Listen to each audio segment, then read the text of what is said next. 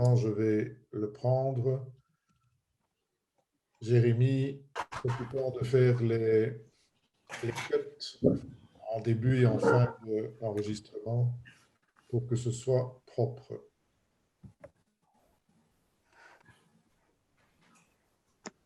Et voilà le président qui arrive. Bonsoir Étienne, bonsoir Patrick et à tous les autres que je n'ai pas encore vu passer. Bonsoir Alexandre. Bonsoir. Excellent.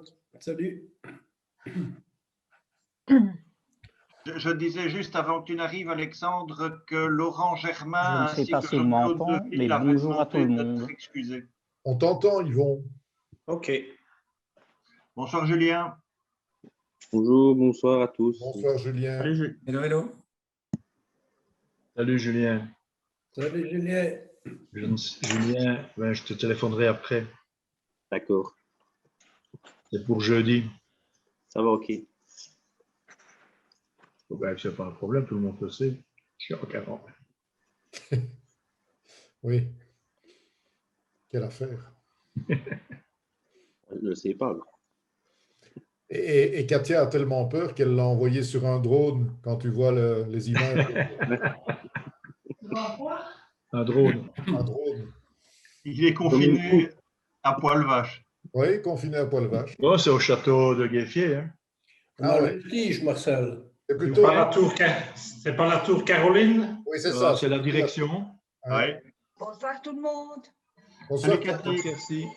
T'es- Baisse ton écran qu'on va te... Voilà. Ah, Il ne dit pas ça aux hommes, hein. C'est bizarre. Patrick, la réunion Île-de-Meuse demain 9h, c'est en visio? Bonne question. D'abord, j'ai un peu un doute que moi, c'est inscrit dans mon agenda. Oui, je n'ai pas ça non plus.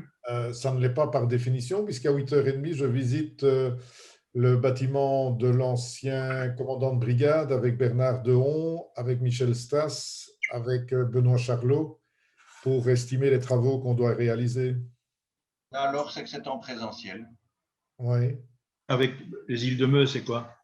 C'est l'ancien camping le long Ah de oui, la ok, Meuse. ok. Les amis de la nature. Oui, ça, ce n'est voilà. pas le BEP que c'est pas ça. Ah, pas Oui, du c'est tout, une non, réunion. rien à voir. C'est une réunion Ok, très hein. facile. Hein. Tu les dézingues et c'est tout. Hein. Mais c'est bien dans mes intentions.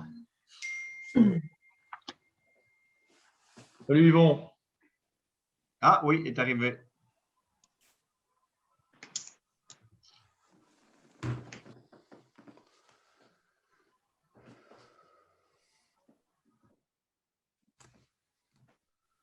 Là, nous sommes 15.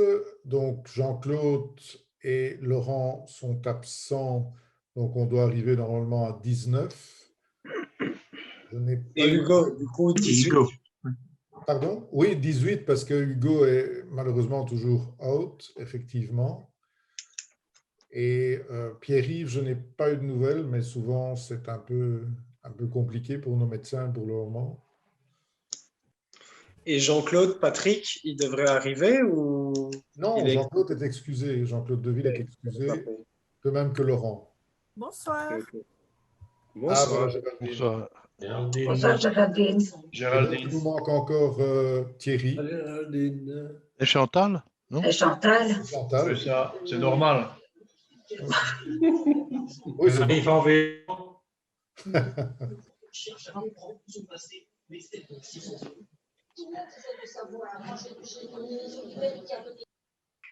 Ah, Thierry est là, oui, je ne l'avais pas vu, mais il est là.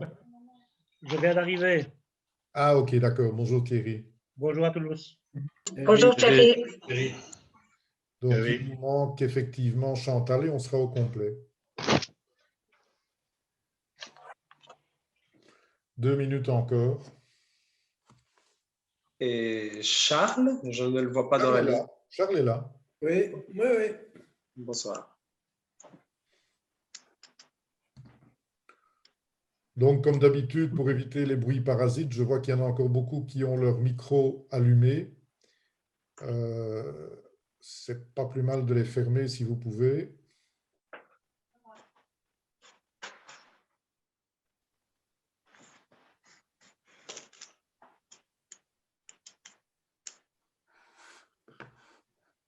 Est-ce qu'un des deux Godinois sait me donner des nouvelles d'Hugo?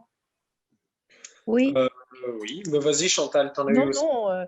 Je l'ai eu longuement au téléphone ce week-end et même s'il va mieux, ça reste quand même pas guéri, quoi. Il a toujours des symptômes importants. On n'a pas encore au niveau visuel, trouble visuel alors qu'il a 10 sur 10 aux yeux, mal de tête, moins fort et moins souvent, mais quand même, mal de dos. Enfin voilà, la situation reste très complexe et sans non plus avoir une vraie analyse et compréhension de ce qui en est réellement.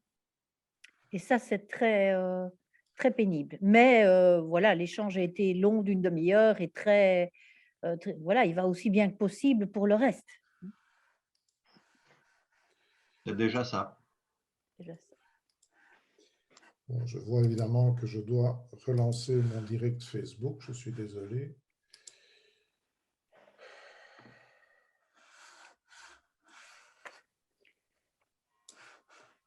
Qui ne veut pas démarrer.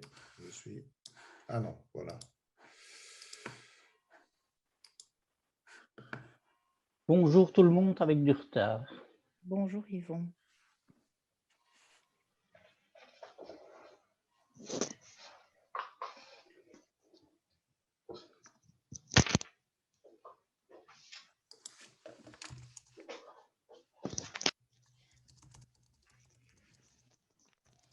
Pourquoi est-ce que je ne sais pas désactiver mon son, moi? C'est pas dramatique, hein, Chantal. Voilà, je Il suffit de lance... ne rien dire, ça revient au même. Je lance Facebook. Je suis en train de regarder. Il faut toujours quelques secondes. Hein.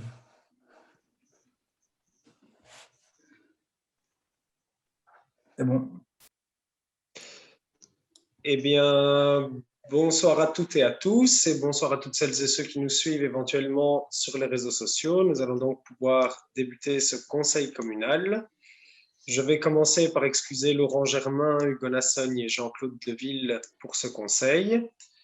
Et avant de passer au point d'information, vous aurez remarqué pour tous les conseillers et les conseillères que 2 points ont été ajoutés à l'ordre du jour. Un concernant l'octroi de subsides aux commerçants dans le cadre de réalisation de capsules vidéo et l'autre concernant la ratification de la fermeture des classes maternelles.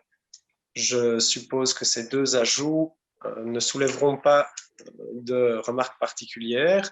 Si c'est le cas, je vous invite à lever la main. Je ne vois aucune réaction et donc nous pouvons commencer avec les points d'information. Et Patrick, je t'en prie. Merci Alexandre. Bonjour et bonsoir plus exactement à tous nos téléspectateurs, tous ceux qui nous suivent par Facebook interposé. Alors, au niveau des informations, nous en avons quelques-unes. Nous avons tout d'abord l'approbation de notre adaptation du règlement taxe sur les carrières, où nous avons décidé donc de ne lever que 20% de cette taxe de répartition et de recevoir 80% de compensation directement de la région. Ça a été approuvé par le ministre des Pouvoirs locaux, Collignon.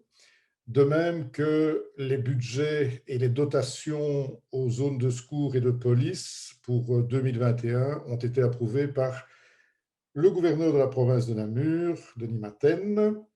Nous avons alors aussi 2 points, les infos 3 et 4, que Chantal, je pense, va nous commenter. Le premier point, c'est une bonne nouvelle, c'est que le plan quinquennal de développement de la lecture que les bibliothécaires ont réalisé en janvier 2020, finalisé en janvier 2020, ont été acceptés. Ce plan a été accepté et la bibliothèque est reconnue en catégorie 2, qui est la catégorie dans laquelle elle est pour l'instant. Au mois de mai, les bibliothécaires viendront présenter les différents objectifs et actions principales qu'elles ont décidé de mettre en route pour ces 5 prochaines années. Ce sera aussi une occasion pour chacun de mieux les connaître. Voilà. Le point suivant, c'est que notre commune a été retenue dans le cadre de l'appel à projet Wallonie cyclable. Et donc, nous bénéficions d'un subside de 300 000 € que nous voulons bien entendu utiliser au mieux des intérêts des cyclistes au quotidien de notre commune. Nous avons commencé à faire un premier point qui est que nous devons réaliser un petit audit. Et bon, nous allons rapidement avancer à ce sujet, mais plus important ou au moins aussi important, nous devons mettre une commission vélo en place pour obtenir ces subsides avec différentes instances du conseil communal, de la CCATM, etc., mais aussi des cyclistes au quotidien. Nous avons donc mis dans le bulletin d'information qui va sortir la semaine prochaine un appel à candidats pour ceux qui seraient intéressés de venir nous aider et aider le bureau d'études à réfléchir au développement de ce, disons plus généralement, du processus de communes cyclables en général, pas simplement limité à cet appel à projet. Voilà. Oui, merci Chantal. Donc effectivement, comme tu l'as annoncé, il y a un petit appel qui a été lancé dans le prochain bulletin communal qui paraîtra la semaine prochaine. On a de cette manière-là un petit peu anticipé, et on s'en excuse, mais comme il y a toujours des délais qui sont souvent très courts dans ce type d'appel à projet, on a un petit peu anticipé sur la décision formelle du conseil communal qui sera proposée le 26 avril, lors du conseil du 26 avril, de mettre en place cette commission consultative nouvelle qui est ici, je dirais, pas facultative puisqu'elle est imposée pour pouvoir bénéficier à terme de ces 300 000 € effectivement de subsides. En ce qui concerne le point 5, je vais repasser la parole cette fois-ci à Marcel Collet. Ce sont des informations qui sont, je dirais, d'intérêt général, mais qui sont quand même assez importantes. Ça concerne les travaux qui sont annoncés dans les toutes prochaines semaines sur Ivoire et qui auront des impacts quand même assez importants sur notre mobilité. Marcel? Oui, merci, bonsoir. Et voilà donc les informations au sujet des travaux qui vont se dérouler sur Spontin, Durnal, Dorine. Les travaux importants d'épuration qui vont être réalisés sur le territoire de ces trois villages. Donc le site le plus important, ce sera la station d'épuration qui sera construite en aval des sources de Spontin. Travaux qui devraient démarrer fin 21 ou début 22. Ceci ne devrait normalement pas engendrer de gros désagréments pour les habitants. Mais avant, il sera nécessaire de réaliser des travaux de pose de collecteurs et stations de refoulement, divisés en 4 phases. Pour les phases 2, 3 et 4, les travaux ont commencé et sont réalisés par l'entreprise Magera. La phase 4 à Dorine, rue de Chancin, et la 3 rue Bâtie de Croc à Durnal. Là, la pose de la conduite de refoulement se termine. Il reste la réfection de la voirie et la réalisation des stations. Dès que la réfection de la voirie est terminée, ça ne pose plus de problème pour les voitures. Dans la phase 2, Durnal, rue du Bourdon et Bonny d'Auban, là, en plus de la conduite de refoulement, l'entreprise remplace une partie de la distribution d'eau SWDE. Les travaux seront réalisés avec des feux tricolores afin d'éviter les déviations parce que c'est prévu jusqu'au début du mois d'août. La phase 1, qui est la phase la plus importante, débutera officiellement le 12 avril, mais en réalité le 1er mai. Les travaux ont été attribués à l'entreprise Travexploit. Dans cette partie, il y a 4 grandes zones. 1, le collecteur vers Durnal, qui sera le moins compliqué pour la circulation, étant donné que l'égout sera en grande partie réalisé dans les terrains. 2, le collecteur à l'arrière des maisons de la rue des Rivières, le long du Boc, et le raccordement à la station d'épuration. Là, nous aurons à certains moments des déviations locales. En 3e zone, il y a le collecteur entre le Cheval Blanc, le restaurant, et le garage Matagne. Cette partie, en plus de l'égout, on remplace la conduite de la Wallonne des Eaux. Ce tronçon sera réalisé quand le tronçon vers Dorine sera terminé. Les voitures seront déviées alors par la rue des Rivières. Et enfin, la quatrième zone qui va probablement entraîner le plus de problèmes, c'est la zone entre le carrefour du Panier de Victor et Dorine, qui va débuter fin avril et qui nécessitera la fermeture de la voirie. Le SPE profitera de cette fermeture pour réaliser la réfection de la RN 937 entre Dorine et la limite de Spontin. Durée pour ces travaux en voirie 2 mois. Ce qui va entraîner donc la déviation des voitures, uniquement les voitures, par le Ridaou, le Bélois et le dessus de Dorine. Donc là, j'ai déjà pris contact avec Fabrice Cassin de la Balle-Pelote pour voir comment on pouvait s'organiser. Les camions, donc, pendant la phase de la RN 937 et le centre de Spontin, sont totalement interdits. Une déviation sera déjà mise en place sur l'autoroute afin de les emmener vers la vallée. Pour arriver à la carrière de l'Ef, ils remonteront par le Charreau de l'Ef et descendent par Bloquemont. Alors, pour l'ensemble des travaux de la phase 1, nous n'avons pas encore de planning, étant donné que l'entreprise vient seulement d'être notifiée. Nous avons une réunion le 2 avril, donc vendredi, et on verra déjà vendredi. Donc, dès que nous avons un planning, on fera un premier courrier d'information qui sera distribué sur Spontin et Dorine et les canaux d'information habituels de la commune, le site et Facebook.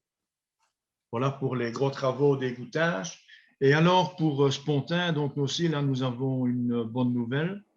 Le SPOE DGO1 a reçu un crédit de 700 000 € pour réaliser des aménagements de sécurisation des piétons dans le centre.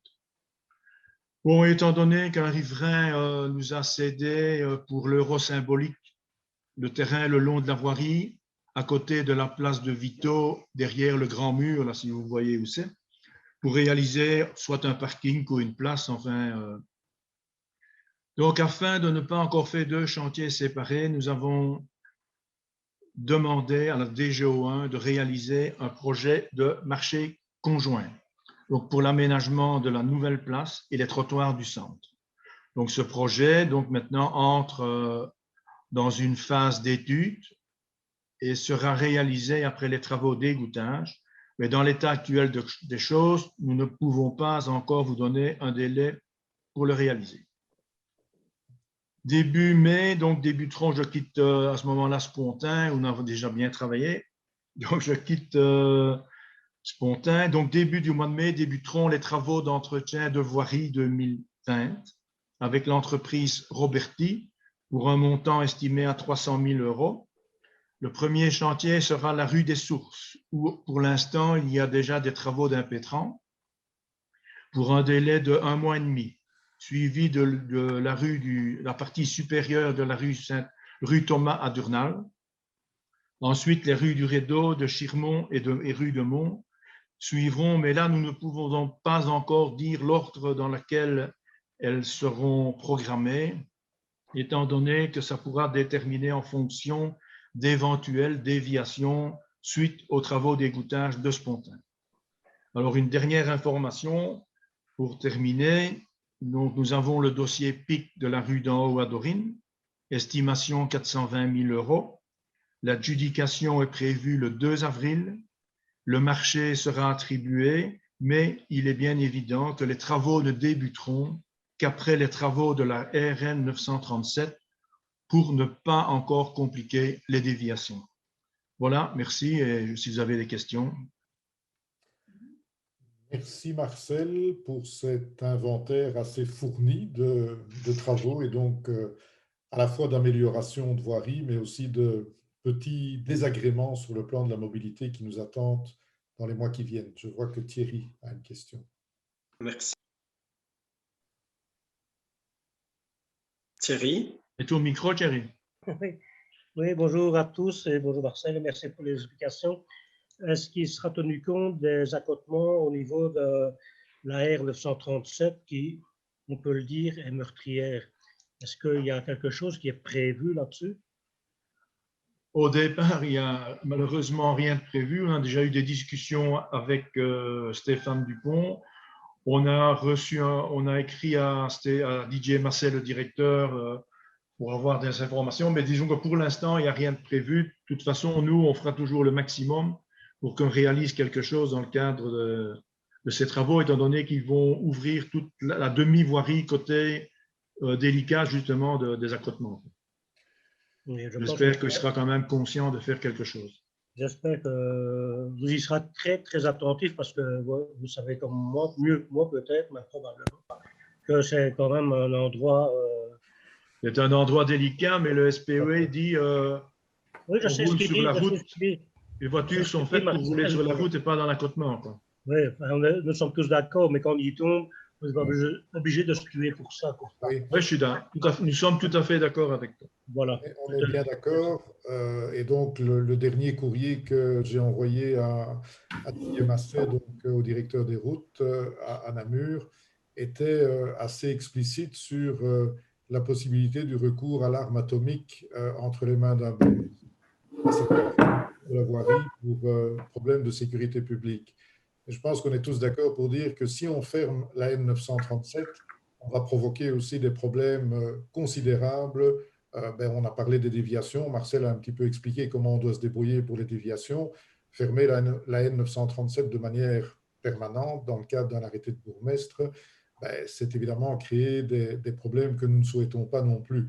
Donc, on essaye toujours d'arriver à une amélioration avec la collaboration du SPOE, qui évidemment a des problèmes. Donc, il faut bien reconnaître que le SPOE est sur le tronçon que Marcel a décrit, qui se situe au niveau de la pompe à essence jusqu'à la Terre Madame. C'est avec une entreprise qui n'est pas la même que l'entreprise qui fait les travaux d'égouttage, et donc les marchés ne sont pas compatibles. Et donc, le SPOE ne peut pas, sans autre forme de procès, demander à l'entreprise qui travaille sur le tronçon pompe à essence Terre Madame d'aller intervenir sur le chantier qui est tenu par l'entreprise Travexploit. Voilà, ce n'est pas nécessairement simple. Je pense que le minimum qui sera fait, ce sera quand même d'améliorer un tout petit peu par un remblayage avec des déchets de voirie ou ce genre de choses-là, et aussi de mettre une signalisation pour attirer l'attention des automobilistes sur le fait que les accotements sont particulièrement instables. Mais c'est problématique, c'est clair. Oui, c'est très problématique, mais je pense qu'il faut vraiment, comme dirait Chantal, il y a qu'à, il faut assister, et j'espère que vous y arriverez. C'est ce qu'on fait. Merci. On va certainement y regarder. Thierry, pour l'intervention. Et donc, on est déjà au point 6, mais des informations. Comme on n'avait pas un ordre du jour qui était trop chargé, c'était l'occasion de faire un petit point de la situation Covid, puisque on est quand même dans cette espèce de troisième vague qui ne dit pas son nom, et que la province de Namur, ça a été suffisamment évoqué dans les médias, est la province qui a les plus mauvais chiffres. Dans cette situation un peu terne pour la province de Namur, Ivoire n'est pas spécialement mieux lotie. On est l'une des 20 communes, je pense qu'il y en a 20 de la province de Namur qui ont été recensées comme étant à risque aggravé du fait du taux d'incidence.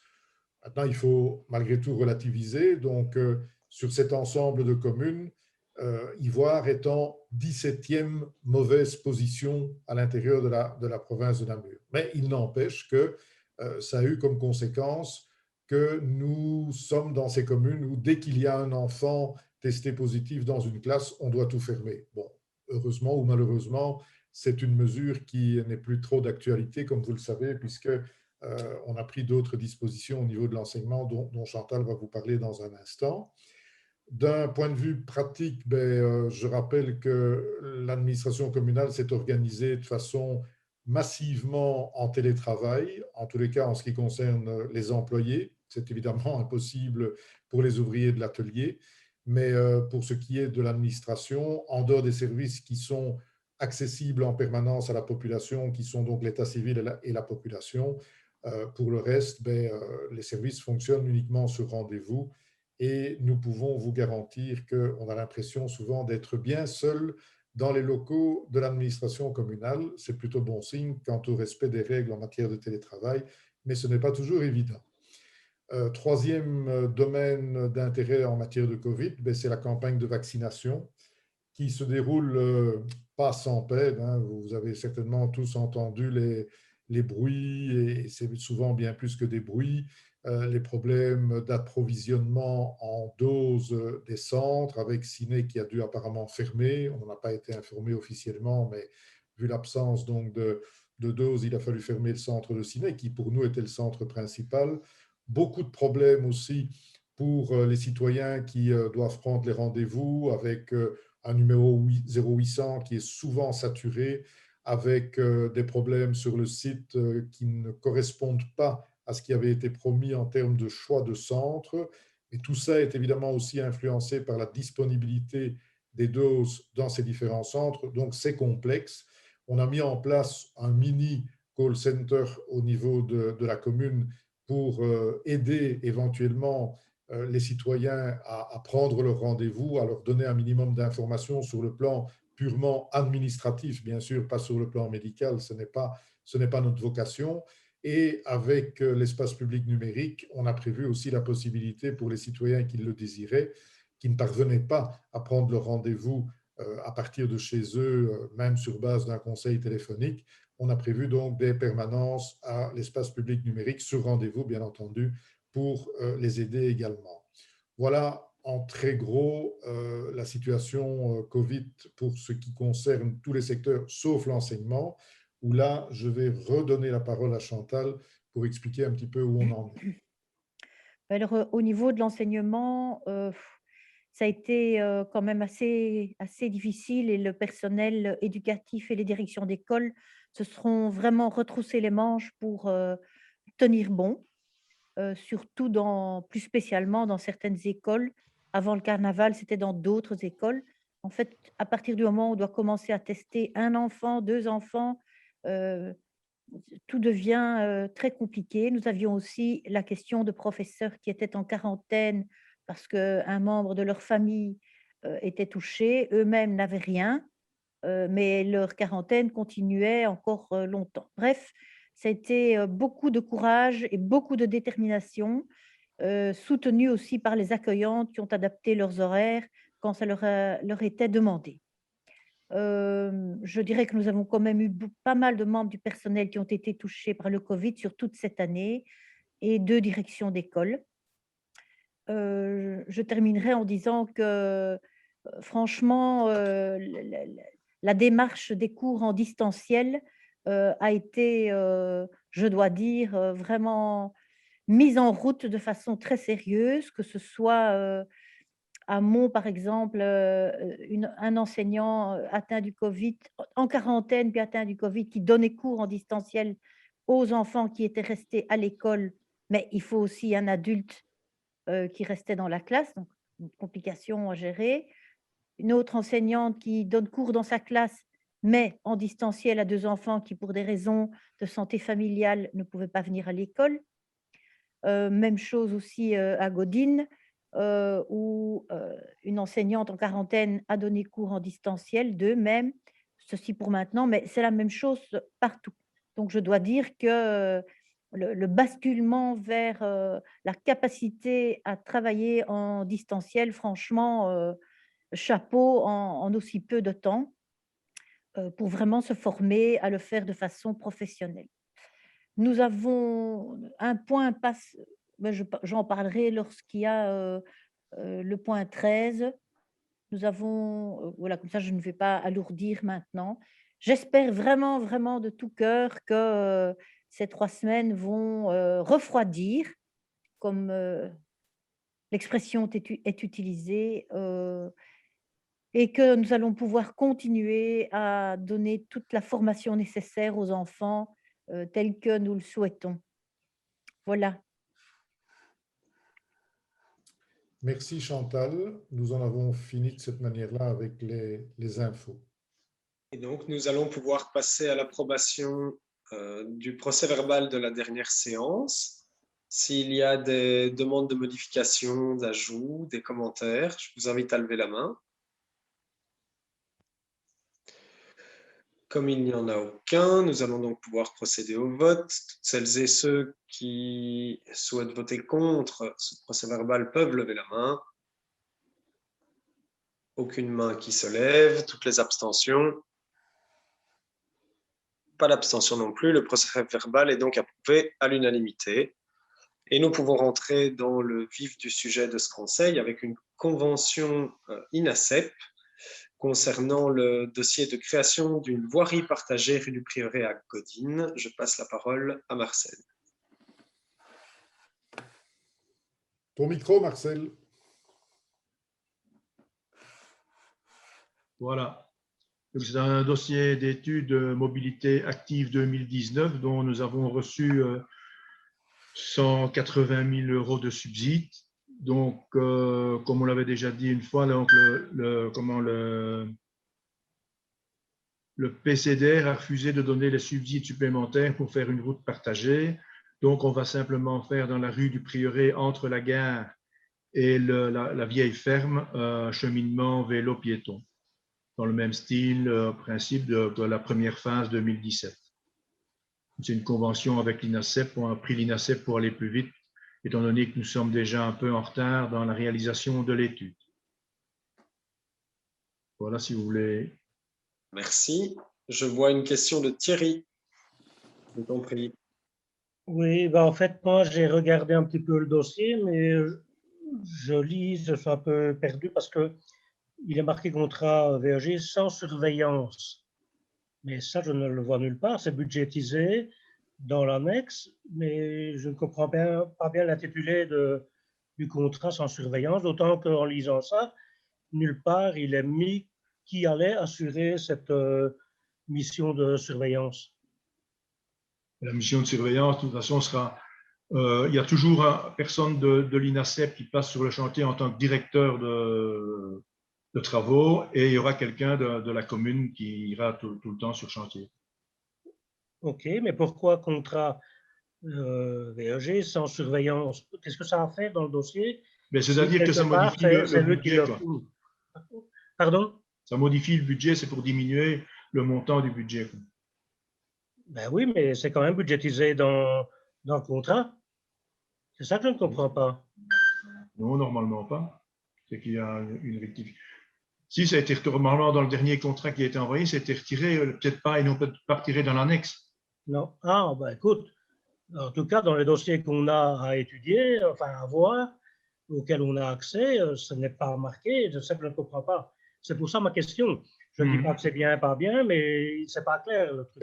C'est un poste qui a été enlevé, Thierry. On a eu la discussion avec l'INACEP et ce poste a été effectivement enlevé. Ça nous permettait d'avancer et de rester dans l'enveloppe budgétaire qui était prévue jusque maintenant. En tout cas, dans les dossiers, ce n'est pas vrai au niveau du budget. Hein. On corrigera. L'annexe n'a pas été retirée, mais le contrat est bien fait comme ça. Oui, d'accord, mais enfin, d'après ce que moi j'ai pas vu l'annexe. J'ai vu, ça n'est pas retiré, quoi. C'est ça. Oui, d'accord. Il y avait un problème à ce niveau-là pour moi. On corrigera. Pas de souci.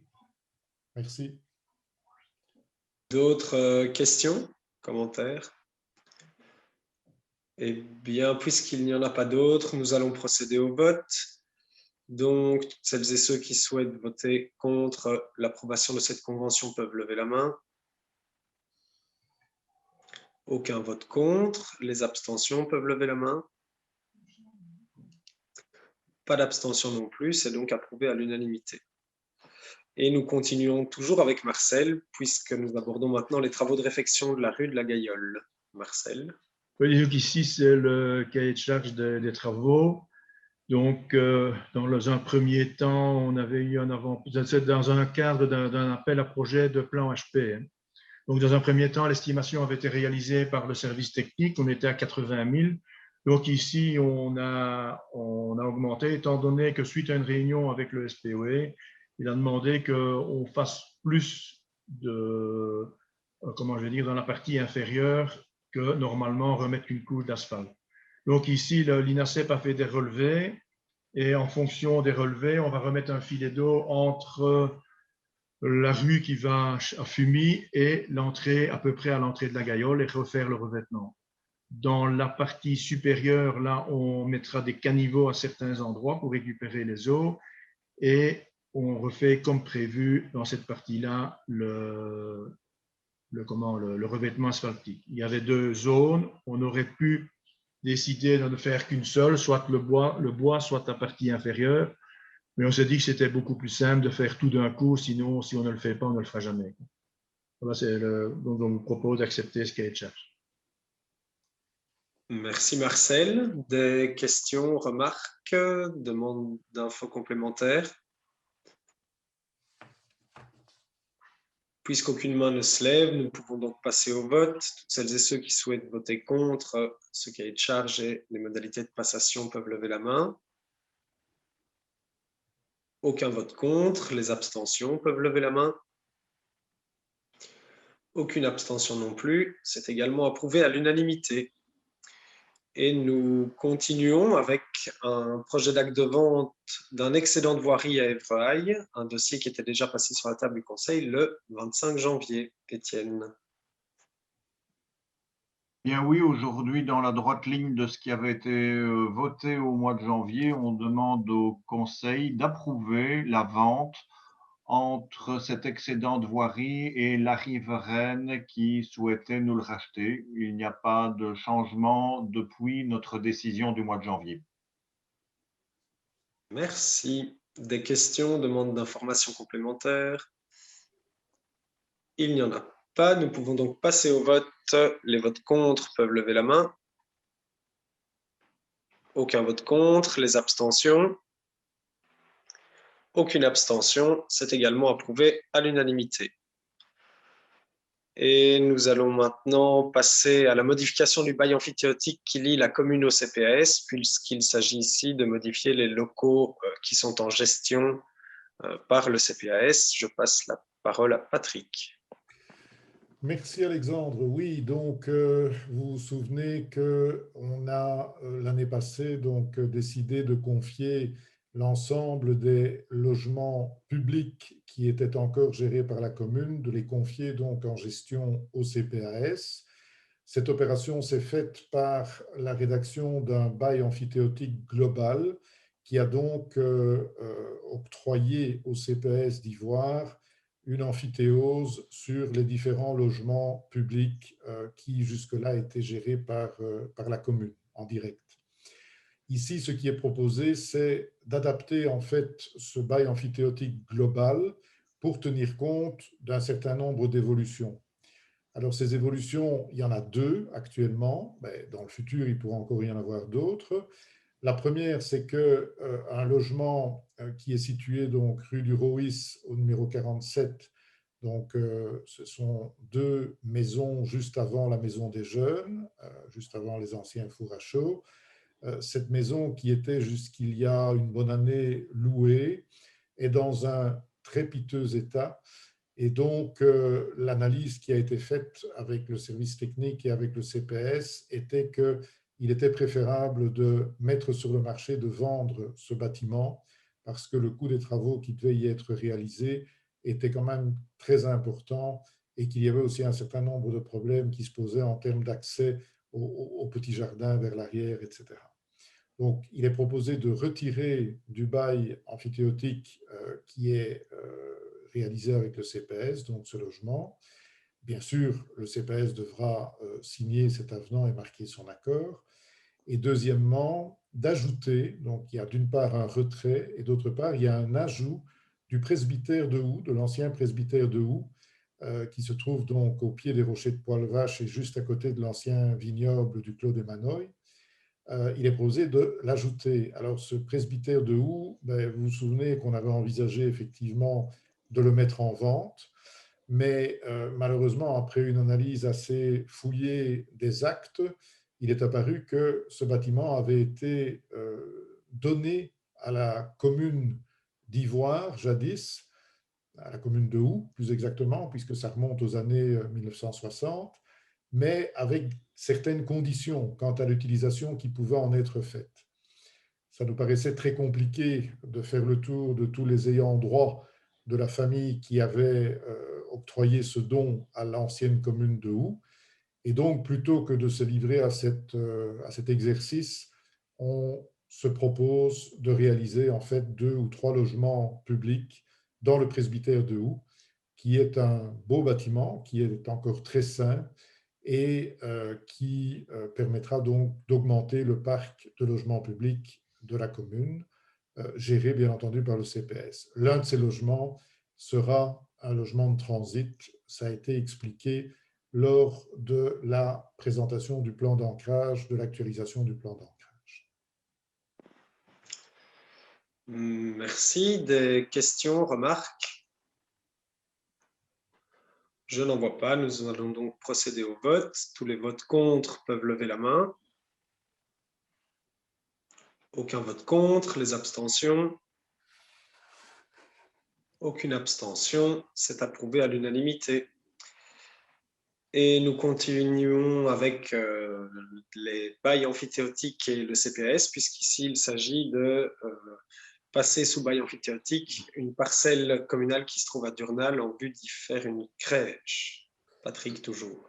Oui, c'est-à-dire Patrick et Christine, parce que je vais juste introduire le sujet en termes de localisation et Christine nous expliquera les raisons pour lesquelles nous avançons finalement plus vite que prévu sur cette question.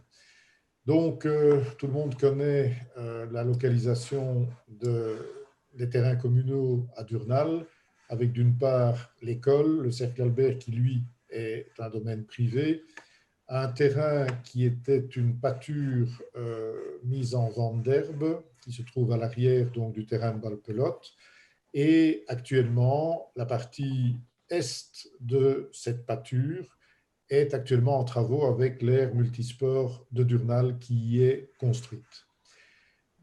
Pour faire bref, et ça Christine va l'expliquer, il s'est avéré au cours des dernières semaines, c'est vraiment quelque chose qui est important, qu'il y avait une opportunité à réagir très vite et à rentrer très vite un projet en matière de crèche, mais pour cela, il fallait avoir recours au CPAS et il fallait donc que le CPS bénéficie d'un droit réel sur un terrain.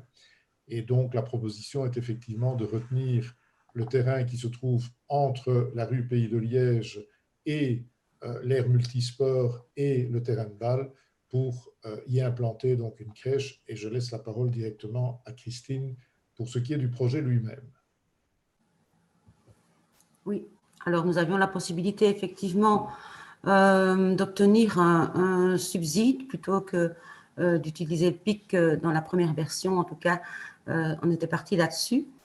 Et un subside qui était intéressant pour autant que ce soit le CPS qui gère cette crèche, tout en sachant que notre agrément pour la crèche actuelle à Durnal était valable jusqu'à fin 2021. Donc, nous devions avancer assez rapidement, d'où le bail amphithéotique qu'on vous propose aujourd'hui.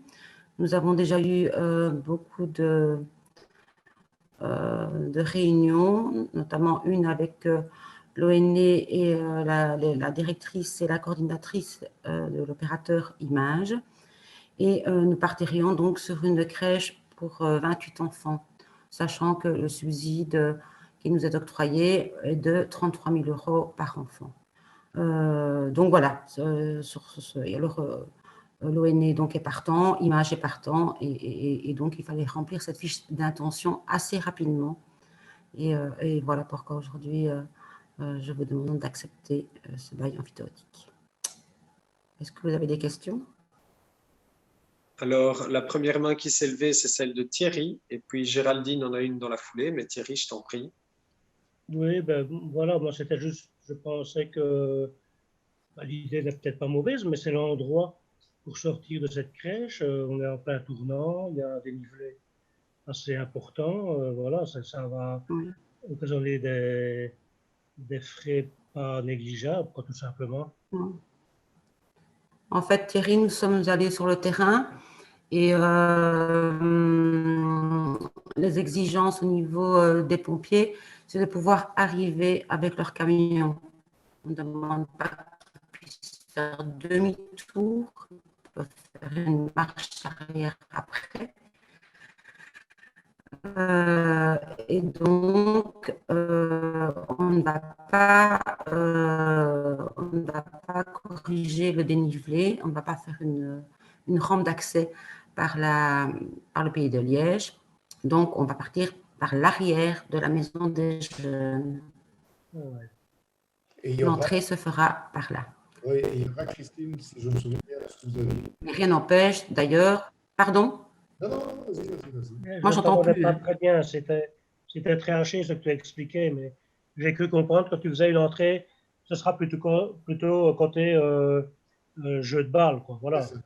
Côté jeu de balle, par l'arrière, le chemin, l'accès arrière qui longe la buvette du jeu de balle, donc la maison des jeunes actuelle, ce sera par l'arrière. Et là, on a un métrage suffisant pour que les camions de pompiers puissent y accéder, les ambulanciers aussi. Donc, il y aura juste 2 voire 3 places de parking sur le terrain, mais qui seront accessibles pour notamment les ambulances ou les parents le soir ou tôt le matin.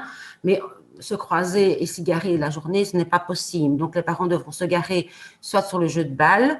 On a bien pensé effectivement qu'il était possible qu'il y ait des entraînements, puisque si la Valpelote reprend le mercredi, et donc on est allé un peu plus loin dans la réflexion en disant qu'on pouvait quand même faire un escalier accessible par la rue en bas, donc au Pays de Liège.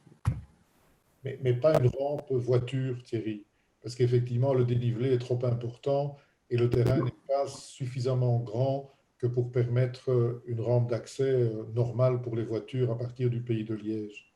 Tout à fait, mais même les sorties des enfants là, on est quand même dans un virage, quoi. C'est pas une bonne situation pour sortir par là, que ce soit en voiture ou même les enfants, parce qu'on reste dans le virage, tout simplement. En principe, ils sont encore dans les bras de leurs parents. Hein. Oui, ils sont encore dans le maxi-cosy, quasi. Mais normalement, les parents vont se garer soit sur le terrain de balle-pelote, hein, où là, il y a de la place, quand même, tous les jours, le matin, à 7h, 9h, il y a de la place. Et il y a de la place aussi quand on va aller chercher vers 5-6 heures du soir. Le son est très mauvais. Les parents peuvent faire quelques mètres à pied avec leur progéniture. On n'entend pas. Non, tu as une bande passante, mal. C'est assez difficile de t'entendre. Tu entends? Oui. Je ne sais pas ce que je dois faire. On a l'impression que tu es une, je ne sais pas moi, chanteuse d'un groupe techno. Sur Mars. Comment puis-je remédier à la situation? Non, c'est le problème de connexion, probablement, Christine. Je pense que tu as bien expliqué. Oui, moi j'ai ma réponse, hein, t'inquiète. Je vais reculer. Baisse ton son, peut-être. Je recule comme ça, vous m'entendez? Non, ça ne va. Mais par contre, Christine, ce que tu peux faire, c'est désactiver ta vidéo. Ça devrait consommer moins de bande passante et on devrait t'entendre. Je vais essayer de parler plus bas. Ok. Vous ne voyez pas, vous m'entendez mieux? Oui. Oui, là, ça va nickel. Eh bien, écoutez, je ne passe pas à la télé, j'ai toujours des. Voilà. Je peux répondre à d'autres questions alors, si vous le souhaitez. Géraldine avait une question, je t'en prie, Géraldine.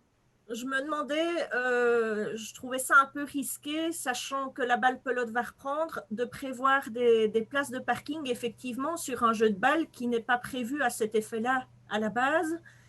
Et si les horaires des crèches ne coïncident normalement pas avec les horaires des entraînements ou des luttes de balles qui auront lieu, je trouve ça un peu risqué qu'il y ait du passage de voitures par ce chemin-là. Et je rejoins Thierry dans l'insécurité de la sortie par la rue Pays de Liège. Même si les enfants sont dans les bras de leurs parents. Oui, nous étions avec une représentante officielle de l'ONE et de Images et on a fait le trajet à pied nous-mêmes Et franchement, ça ne posait absolument aucune difficulté.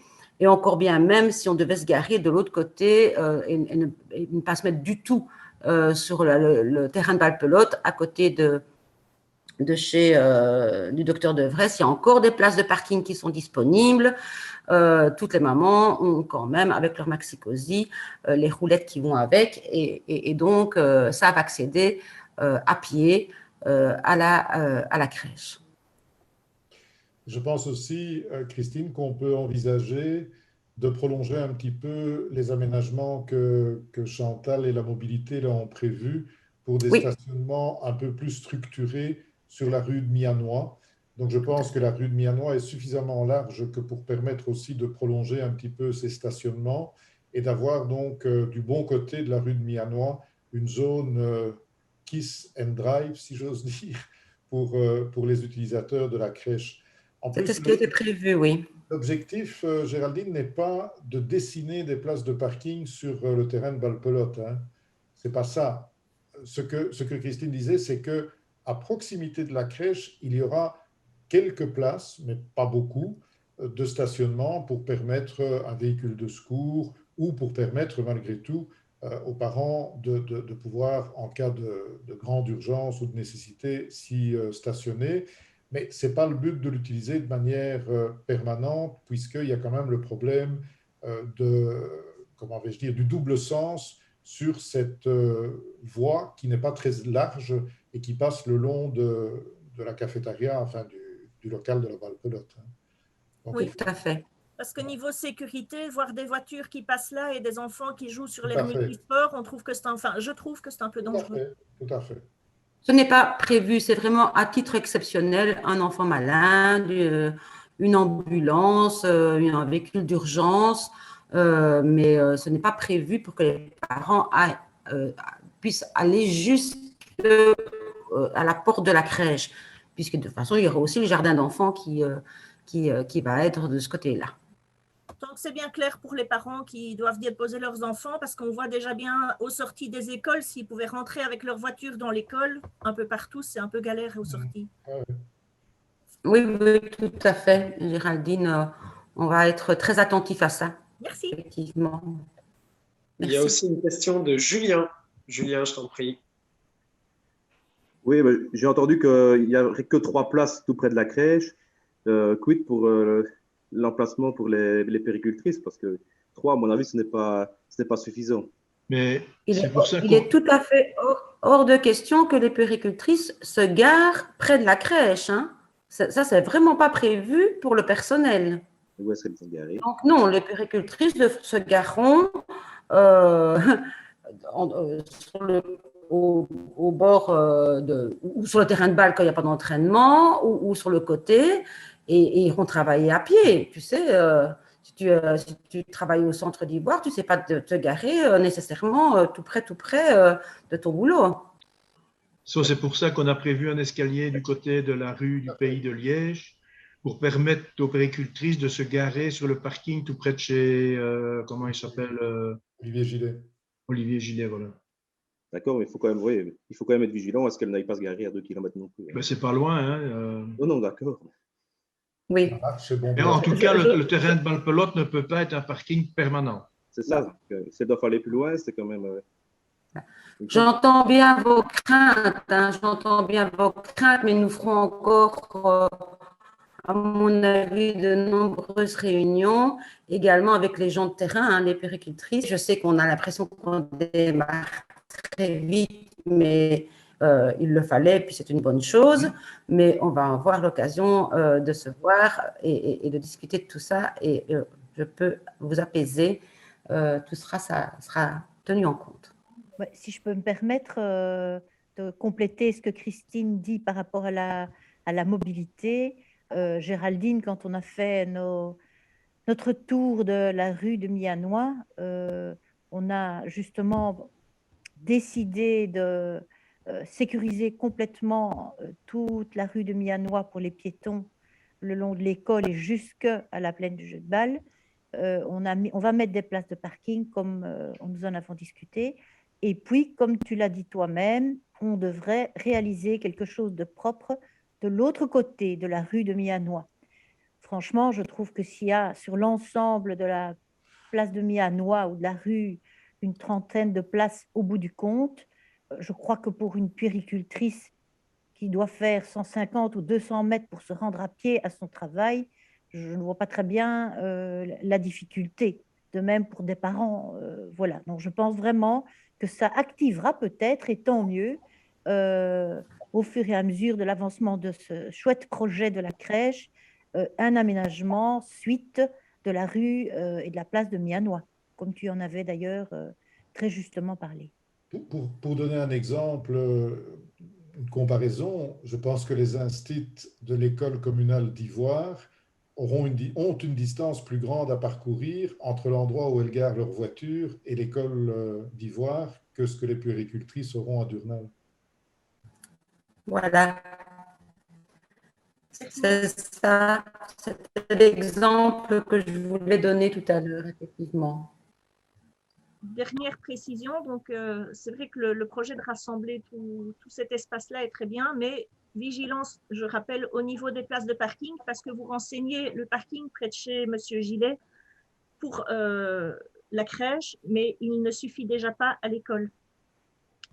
Donc voilà, c'était juste, mais je sais que Chantal est au courant, qu'on en a discuté, et elle a pu constater, parce que si vous venez à Durnal, rien qu'avec les habitants, dans ce coin-là, il y a déjà un problème de parking. On sera attentif. Ok, si je ne vois pas d'autres mains qui s'est levée, avant qu'on ne vote, ben voilà, Géraldine l'a fait. Et donc, puisqu'il n'y a plus de demande d'intervention supplémentaire, nous allons pouvoir passer au vote. Toutes celles et ceux qui souhaitent s'opposer donc à ce bail amphithéotique peuvent lever la main maintenant. Je ne vois aucun vote contre. Les abstentions peuvent lever la main. Aucune abstention, c'est donc approuvé à l'unanimité. Et nous continuons avec la modification du statut administratif du personnel de la commune et du CPS dans le cadre de la vaccination Covid. Patrick. Oui, mais je pense que tout le monde a bien compris de quoi il s'agissait, hein. Donc, ce sont les fortes recommandations d'intégrer dans les statuts du personnel la possibilité donc d'avoir une dispense de service lorsque on va se faire vacciner. Et donc, c'est une adaptation qui a été approuvée à l'unanimité par le comité de concertation CPS, par le comité de concertation syndicale, etc. Des questions, remarques? Puisqu'il n'y en a pas qui s'expriment, nous pouvons passer au vote. Celles et ceux qui souhaitent voter contre ces modifications peuvent lever la main. Aucun vote contre. Les abstentions?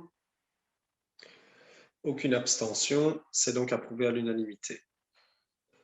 Et le point suivant, il s'agit des comptes annuels 2019 de la SBL, le patrimoine de Spontin. Je ne sais pas s'il y a des informations complémentaires à amener. L'ensemble des documents ont été attachés. Si vous avez des questions, vous pouvez les poser maintenant. Je vois Géraldine. Oui, je t'en prie. Oui, je voulais voir ce qui était prévu pour le camping, au final, en soi, le déménagement des caravanes qui restent actuellement, les contacts qui étaient en cours pour l'avenir et tout ça. Oui.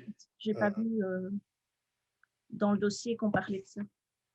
Non, forcément, puisque ici, ce sont les comptes 2019, même pas 2020, hein, 2019, qui doivent être soumis au conseil communal sur base de la convention qui lie la commune et la SBL, le patrimoine de Spontin. En ce qui concerne la gestion des caravanes résiduelles ou des abris qui sont toujours sur le terrain, ce n'est de toute façon plus la SBL, le patrimoine de Spontin, qui en est responsable, puisqu'il y a eu un transfert de la gestion, je dirais, de la gestion résiduelle du camping du Quesval à la commune. Donc, la SBL a souhaité être déchargée de cette situation, puisque le camping a fait l'objet d'un arrêté de fermeture exigé par le commissariat général au tourisme et par la direction de l'environnement au niveau de la région wallonne. Donc voilà, la SBL n'est plus du tout impliquée dans cette gestion. Maintenant, pour information, on a largement communiqué avec les campeurs à l'année, donc les saisonniers, Et donc, tous ces locataires à l'année savent qu'ils doivent normalement évacuer leurs caravanes ou leurs abris qui sont toujours présents sur le terrain. Ça se passe à une vitesse très très lente, on peut l'imaginer. Il y a des caravanes qui sont probablement très difficiles à déplacer, pour ne pas dire impossibles. Mais voilà, on en est là et donc à un moment donné, il faudra évidemment voir comment on règle la situation des derniers récalcitrants au départ. Jean-Paul, je vois que tu as levé la main, je t'en prie. Ça n'a rien à voir avec ceci, mais on me signale que la diffusion est interrompue. Ah, bon, j'ai toujours Vous la... savez vérifier? Ouais, moi, je la vois toujours. Oui. Moi, j'ai toujours le signal comme quoi c'est opérationnel, mais... OK. Et là, je suis sur la page Facebook de la commune et en ce moment, Jean-Paul, on te voit. OK, parfait. Ah, c'est bien d'avoir un contrôle de qualité. Merci Jean-Paul. Et donc, puisqu'il n'y a pas d'autres demandes d'information, nous allons pouvoir passer au vote. Pour le vote, c'est l'approbation des comptes. Si je ne me trompe pas, Patrick et Julien, vous ne prenez pas part au vote. Et donc, toutes celles et ceux qui souhaitent voter contre ce bilan pour les comptes 2019 peuvent lever la main. Aucune main qui se lève. Les abstentions? Pas d'abstention non plus. C'est approuvé à l'unanimité. Et le 10e point à l'ordre du jour, il s'agit de la ratification des populations scolaires. Chantal. Chantal, avec le micro. Oui, pardon. Tant Donc, pis. Patrick, tu sais Je n'ai mettre... pas pris les chiffres, je ne les ai pas Non, pris. mais ça n'a... Bon, voilà, pas de problème. Donc, en fait, ces chiffres montrent que nous n'avons pas de changement particulier au niveau de la population scolaire dans nos écoles. C'est 618 en primaire et 235 en maternelle, avec certains enfants qui comptent pour plus qu'une personne. Mais bon, je vous passe les détails, ce qui fait plus ou moins 913 enfants. Donc, ce qui est important, c'est de se rendre compte qu'en fait, c'est une véritable entreprise sociale que notre commune gère, parce que nous avons plus de 100 enseignants, des accueillants, du personnel logistique. Franchement, c'est un sacré bateau que la commune doit gérer à tout point de vue. Et chapeau, je le redis, chapeau franchement au personnel depuis un an. Des questions, remarques? Géraldine, je t'en prie. Oui, c'est dommage qu'il n'y ait pas le tableau parce que j'avais une question sur les chiffres en rouge qui étaient différents, notamment pour y voir 114 égale 119 par exemple. Mais voilà, c'est parce qu'en fait, les enfants qui sont demandeurs d'asile, par exemple, étant donné, notamment, étant donné les comptages, bénéficient ou font bénéficier l'école, plutôt comme ça, d'une considération qui sont un demi en plus. Voilà, des choses. Je voulais être sûre que ce soit ça, merci. Je t'en prie, pas de problème. Comme je ne vois pas d'autres mains se lever, nous allons pouvoir passer au vote. Donc, pour l'approbation de cette délibération des collèges, la ratification de ces populations, celles et ceux qui souhaitent voter contre peuvent lever la main. Pas de vote contre. Les abstentions? Pas d'abstention non plus. C'est donc approuvé à l'unanimité. En fait, ce sont des chiffres qui sont quand même fort importants puisqu'ils déterminent toute l'organisation de l'année prochaine. Voilà. Et alors, nous passons au point EPI en suivant l'organisation d'IADELIB, ou vous souhaitez clôturer, Bertrand, et qu'on fasse les 2 points rajoutés avant, par tradition? Tradition. Peu importe, Alexandre, j'ai pas de souci. Et c'est Thierry, si jamais, Thierry et Géraldine qui se collent aux 2 questions que nous avons mis à l'ordre du jour. Continue l'ordre du jour que vous avez ajouté et on terminera par nos questions ainsi. Ça ok, très bien. Des choses. Eh bien, dans ce cas, nous enchaînons avec l'octroi d'un subside de 250 € aux commerçants pour la réalisation d'une capsule vidéo et je passe la parole à Étienne.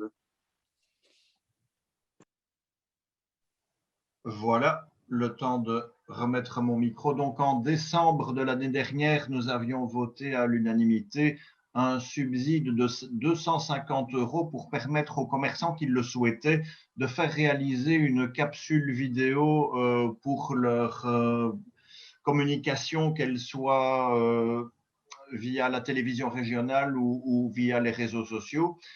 Seulement, le problème, c'est que depuis, l'année 2020 s'est terminée et pour permettre à la directrice financière de continuer à payer maintenant les demandes qui nous rentrent, puisque plusieurs capsules ont déjà été réalisées et d'autres sont encore à venir, il nous faut reprendre le même arrêté qu'au mois de décembre de l'année dernière.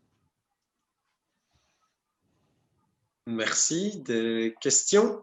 Je vois Thierry. Ah, je t'en prie. Oui, bonsoir Étienne. Est-ce qu'on peut savoir combien d'indépendants ont profité de ce système-là? Oui, bien sûr. Nous en avons exactement 15 qui ont souscrit un contrat, si je puis dire, avec ma télé, avec donc subside communal à la clé. Et depuis que les diffusions ont commencé, eh bien, il y en a d'autres, j'en ai au moins 2 en contact actuellement qui ont vu les premières capsules sur la télévision régionale et qui se tâtent pour franchir le pas et faire partie éventuellement de capsules qui seraient encore à venir. Ok, ça va. Et ça sur combien de... Nous avions envoyé à peu près 80 courriers. Ok, ça va. Merci. Je t'en prie. Je ne vois pas d'autres demandes d'intervention. Nous allons donc pouvoir procéder au vote. Celles et ceux qui souhaitent voter contre l'octroi de ce subside peuvent lever la main. Aucun vote contre. Les abstentions? Aucune abstention. C'est approuvé à l'unanimité. Et nous poursuivons avec la ratification d'une décision du collège communal concernant la fermeture des classes maternelles. On en parlait au début pendant les points d'information, Chantal. Oui, voilà, donc je termine très rapidement. Jeudi de la semaine dernière, nous avons donc reçu une circulaire après une semaine très mouvementée au niveau de l'enseignement. Et cette circulaire n'était pas légalement très claire en ce qui concernait l'enseignement maternel et sa fermeture, au même titre que l'enseignement primaire. Et au vu de la situation dans notre commune et de l'énorme investissement de tout le monde, il nous a semblé normal que le collège et donc le conseil communal décident clairement que les deux, que tout le fondamental soit mis sur le même pied quant à cette lutte contre la propagation du virus. Et voilà pourquoi on a pris ça un peu en urgence pour apaiser tout le monde. Merci Chantal. Des questions, demandes d'intervention? Je n'en vois pas. Nous allons donc pouvoir procéder au vote. Celles et ceux qui souhaitent voter contre la ratification de cette délibération peuvent lever la main. Aucun vote contre. Les abstentions? Aucune abstention. C'est approuvé à l'unanimité. Eh bien, nous allons pouvoir donc clôturer la partie publique avec les points EPI. Et donc, Thierry, si j'ai bien compris, je t'en prie. Oui, tout à fait. Et donc, je reviens sur la situation du terrain de foot d'Ivoire. Et je vous remercie donc d'avoir eu accès au dossier, qui, je ne vous le cache pas, m'a quand même pas mal déçu dans le sens où, en fin de compte, en tout cas en ce qui concerne la partie football, terrain de football, on ne peut pas dire que ce soit très folichon. En fait, il n'y a rien de spécifiquement mis là-dessus. Comme m'a fait remarquer Marcel, à partir du moment où il n'y a pas d'état des lieux avant, le terrain est considéré comme bon, en bon état, on va dire ça comme ça, dans les grandes lignes. Alors, je me suis rendu encore cette semaine sur le terrain. Ça m'étonne d'y voir encore des tas de pierres. Il y a un tas de pierres, de gravats, je ne sais pas trop, et il y a un tas de pavés. Je ne comprends pas ce que ça fait encore là, comment est-ce que la société n'a pas retiré ça. Ça, c'est la première chose. Je ne comprends pas comment le terrain ou ses à côté, on ne va pas jouer sur les mots, hein, que les choses soient claires. Je ne comprends pas comment ça n'a pas été retiré, qu'au moins tout ça soit déjà vide. Et je ne comprends pas, puisqu'il faut savoir que l'état des lieux n'a pas encore été fait, qu'on ne demande pas à la société qui a pu bénéficier d'un demi-terrain pour déposer ses terres et pour faire venir une machine pour les trier, etc., qui a damé le terrain, les eaux ne partent plus. Donc maintenant, c'est un vrai marécage dans toute la première partie. Il y a même des ornières qui vont jusqu'au bout du terrain côté champ. Il y a quand même un problème. Moi, vous allez encore me répondre, et ça, j'aimerais bien que vous ne me répondiez pas à ça. On compte vendre le terrain, donc on ne va rien faire. Ce n'est pas la commune à faire, c'est la société qui a bénéficié de ce demi-terrain pour déposer ses terres, etc., et en faire le tri. Donc, je suis un peu surpris qu'on ne demande rien à cette société-là pour remettre, comme on a dit, hein, on ne veut pas qu'il réensemence tout. Mais franchement, dans l'état où c'est là, c'est quand même lamentable et honteux, d'autant que ça ne nous coûte rien. Il suffit de redemander une remise en état du terrain. Merci à vous de me répondre. Marcel? En ce qui concerne les pavés qui sont là, ce sont des pavés qui appartiennent à la commune. Et les gravats aussi, c'est-à-dire quand on a fait le criblage des terres, pour ne pas évacuer des terres polluées, on a criblé de façon… Et le criblage est resté à la propriété de la commune. On en a déjà évacué tout un paquet qui ont été mis dans des chemins agricoles. Et ici, ceux-là encore sont destinés à… Voilà, je sais pas. Et je pense que, bon, je pense qu'on a demandé, Charles a demandé le prix à quelqu'un pour remettre en état ou je ne sais. Enfin, la réception de la route d'Evrail n'est pas encore terminée, n'est pas encore faite. Hein. Tout à fait, c'est bien ce que je disais. Je ne vois pas pourquoi, dès lors, on ne demande pas à cette société qui a bénéficié de ce demi-terrain de passer un coup de lame, de mettre quelque chose. On ne demande pas quelque chose de nickel, on ne demande pas de réensemencer, on ne lui demande pas de faire un demi-terrain de football. Franchement, de venir remettre quand même un peu de terre, ici, ce n'est que de l'eau, hein, même maintenant. Hein. Donc, pour remettre ça, de la façon, on va dire ça. Parce que vous allez encore me dire, on va le vendre, on va le vendre. Ça nous, quelque part, ce n'est pas la commune qui est concernée, on va le vendre, tant mieux. Mais ici, on a donné l'octroi pour ce service-là à la société. Pourquoi est-ce qu'on ne lui demande pas tout simplement de remettre ça en état, tout simplement? Mais Thierry, nous lui demanderons incontestablement, je pense que ça, ce n'est pas le problème. Maintenant, ils ne vont pas reconstituer un terrain de foot. Hein. Mais ce n'est pas ce que je demande, je viens de le dire 2 fois. Voilà, donc, oui, on est bien entendu. Mais donc, oui. Passer un coup de lame, remettre un peu de terre, parce qu'ici, ça a été damé, il n'y a plus que de l'eau sur ce demi-terrain-là. Ça ne ressemble à rien non plus. Et puis, encore une fois, ce n'est pas la commune qui paye, quelque part, on lui a prêté quelque chose qu'il remette en état. Ça nous paraît tellement logique, quoi, tout simplement. On y veillera. Ça ne me rassure pas comme réponse. Mais si, Thierry, franchement, encore une fois, je répète, mais tu l'as dit aussi, ça ne sera pas un terrain de foot après une petite remise en état, mais au moins que ça ait l'air plus ou moins propre. Au moins ça, oui. Merci. Sans remettre de la terre là-dessus, là où il y a l'eau, ça va être de la gadoue. Hein. Disons que je crois qu'il n'y a que la partie côté sur champ qu'il faudrait réaménager convenablement. Quoi. En fait, en allant sur champ, il y a 2 ornières qui suivent les barrières, effectivement. Je ne dis pas comment des ornières jusque-là, mais enfin, bref, elles y sont. Ça, il faut lui demander. Maintenant, remettant de la terre, tu n'auras plus l'eau comme c'était. J'ai connu le terrain, on a joué là-dessus. Effectivement, il y a toujours un coin où il y avait de l'eau plus facilement. Ici, ça a été damé. On remet un petit peu de terre, l'eau ne va pas remonter jusqu'au-dessus. On remet ça un coup de lame. Je dis un coup de lame, attention, je n'y connais rien, je n'ai pas la prétention de dire exactement ce qu'il faut faire, mais en tout cas, de remettre ça dans un état correct. Voilà. Je vois que Jean-Paul souhaitait intervenir. Oui, ce qu'il faudrait faire, c'est empêcher l'accès aux véhicules, parce que de temps en temps, on y voit un véhicule avec une petite remorque et s'il y en a un qui y va, les autres vont suivre. Hein. Donc ça, la commune pourrait faire en mettant des grosses pierres à l'entrée, au minimum. Non, d'enlever les pavés et les remettre à l'atelier communal pour les sauver, parce que dans 3 mois, ce tas-là, il ne sera plus là. Hein. Oui, la sécurisation du site est une bonne remarque, Jean-Paul. Oui, je pense qu'on doit effectivement aussi y penser. Voilà, merci. Vous passez au deuxième point que vous aviez mis à l'ordre du jour.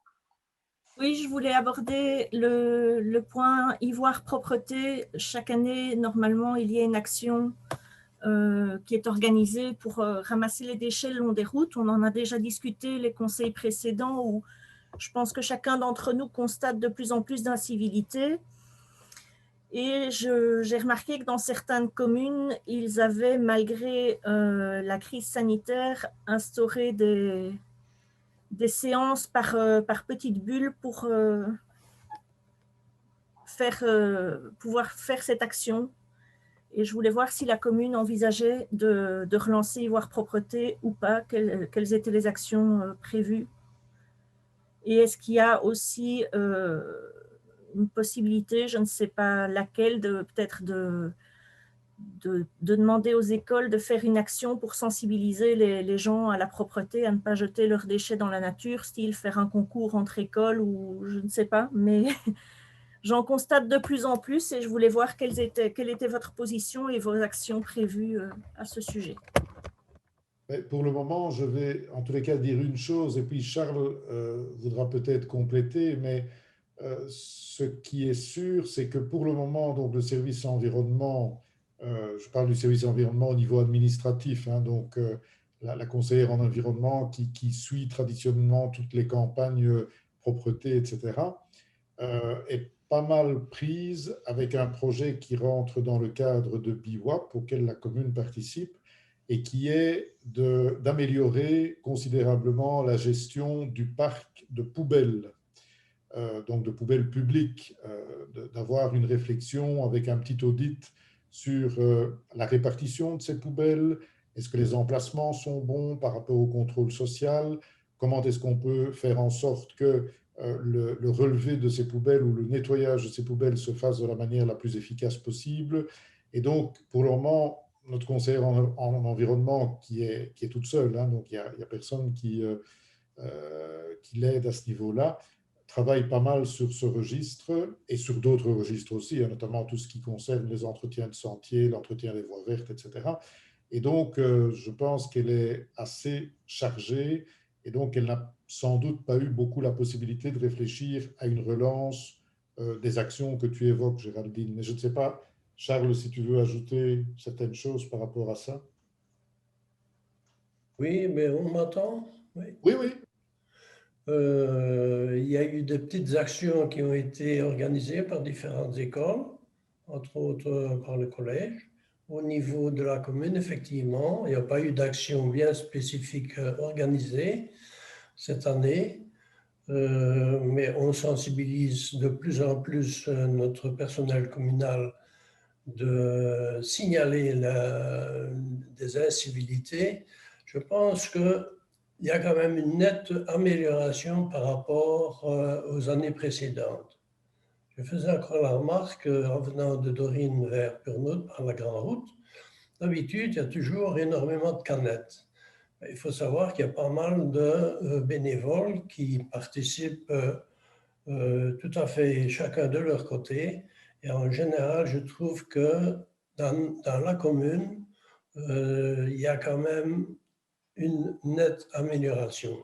Il y a toujours à faire, bien sûr. Mais pour cette année, effectivement, on n'a pas organisé d'organisation, si vous voulez, comme les autres années. Parce que, Patrick vient de le dire, on est pas mal débordé, aussi bien notre éco-conseillère qu'au niveau du personnel, qui est quelque part très, très limité. Mais c'est une bonne réflexion, Géraldine, effectivement, oui. Et cette année-ci, on n'a pas prévu d'organisation. Bertrand? Je vais peut-être juste laisser Géraldine réagir et puis j'interviendrai peut-être juste après, comme tu veux, Géraldine. Vas-y. Oui, ben, En fait, il y a aussi une autre astuce, on comprend et on respecte, c'est d'ailleurs très bien que notre personnel administratif soit sur des projets tels que ceux-là, c'est bien. Je vais peut-être simplement faire écho à ce qu'on a connu sous l'ancienne mandature avec une situation assez comparable où les chemins de l'environnement, Julien à l'époque, avait mené au moins une, si pas deux opérations de nettoyage des bords de route lui-même. Et donc, voilà, Julien, je ne sais pas si tu as toujours des documents ou des dossiers, etc., mais peut-être que voilà, nous, les politiques, on peut aussi prendre des dossiers à bras-le-corps, essayer d'organiser ça sans surcharger l'administration. Voilà, on est quand même assez nombreux dans le conseil communal et ce n'est pas non plus des tâches qui sont lourdes administrativement, qui requièrent tout un processus administratif bien compliqué. C'est surtout de la mobilisation de citoyens d'une part, de la promotion d'autre part. Et voilà, il y a un peu de matériel, certes, mais ce n'est pas non plus insurmontable pour nous. Et donc, voilà, est-ce que certains d'entre nous sont d'accord peut-être de se lancer là-dedans, mais voilà, avec un dossier comme Julien avait pu le faire à l'époque. Voilà, simple suggestion pour ne pas surcharger nos services non plus.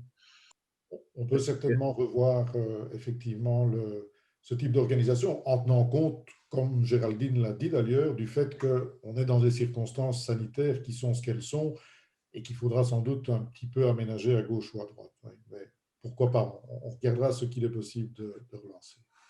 Mais il y a alors, possibilité, je ne sais pas si je peux prendre ta parole. Dis Julien. Oui, donc par rapport à ça, donc, c'est vrai que l'opération BWAP, ça fait 2 ans qu'elle est reportée, vu les conditions sanitaires. Autrement, je pense que sur la commune, il y a pas mal aussi d'ambassadeurs de propreté qui peuvent donc s'inscrire sur le site BWAP. Et là, on leur fournit des sacs, etc. Et puis, ils n'ont plus qu'à prendre contact avec la commune, avec l'éco-conseillère. Et la commune vient chercher, je pense que c'est toujours comme ça, les sacs. Donc, il y a, je pense, pas mal d'initiatives citoyennes qui sont tout autour. Mais actuellement, il est toujours possible, sauf, je n'ai pas été voir dernièrement, mais de s'enregistrer comme ambassadeur de propreté et voilà, et de faire son quartier, que sais-je. Effectivement. Merci. Et alors, moi, ça allait aller dans ce sens-là, exactement de ce que Julien vient de dire, éventuellement de relayer sur la page Facebook de la commune et sur le site que donc l'action est annulée, mais qu'on invite via ces canaux-là les gens individuellement à aller faire un tour ce week-end-là ou ce week-end-là avec un sac en main et de prévenir si c'est jouable l'atelier pour pouvoir récupérer ces déchets-là. Bonne idée. Oui, tout à fait. Je me demande si ce ne serait pas intéressant d'augmenter le nombre de poubelles bleues qui ont été placées par des riverains, quoi, hein, qui a été organisé notamment par Céline. Et d'en ajouter un peu plus et ne pas les démonter, de ne pas les remonter. Aussi, oui. OK. Eh bien, s'il n'y a plus de... Non, je n'en vois pas plus de mains qui se lèvent. Voilà qui clôture donc la partie publique de ce conseil communal. Je remercie toutes celles et ceux qui nous ont suivis sur Facebook de l'avoir fait. Et le prochain conseil communal, je n'ai pas la date sous les yeux. Avril. Merci Patrick, aura donc lieu le 26 avril à 20h. Bonne soirée à toutes et à tous. Merci et bonne soirée à toutes et à tous, Merci, effectivement. également. À bientôt.